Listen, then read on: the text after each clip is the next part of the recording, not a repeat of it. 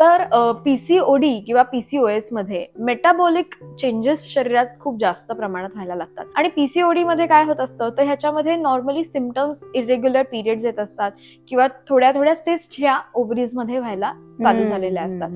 पण मेनली जो hormonal imbalance आहे तो पीसीओएस मध्ये जास्त प्रमाणात दिसून येतो, ज्याच्यामध्ये अँड्रोजन लेवल्स वाढायला लागतात, टेस्टोस्टेरॉन मेल हॉर्मोन्स जी आहेत ती वाढायला लागलेली असतात. त्यामुळे हिरसुटिझम म्हणजे चेहऱ्यावर केस येणं, हेअर थिनिंग होणं, जे मेल मध्ये सिम्पटम्स असतात ते स्त्रियांमध्ये पण दिसायला लागतात. आणि त्याचबरोबर ऍक्ने येणं म्हणजे गालावर किंवा मानेवर असे ऍक्ने यायला लागलेले असतात.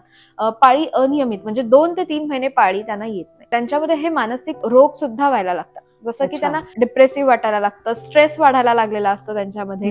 आणि ह्या कुठेतरी कारणांमुळे त्यांच्यामध्ये पीसीओएसचं प्रमाण हळूहळू वाढायला लागतं. डायग्नोसिस झाला पीसीओडी आहे की त्याच्यामध्ये समजतं की वेट गेन पण झालेला असतो. आणि मग असं म्हटलं जातं की वेट गेन मुळे पीसीओडी होतो, तर मेनली पीसीओडी मुळेच वजन वाढलेलं असतं आणि त्यामुळे ते कमी व्हायला प्रॉब्लेम होतो.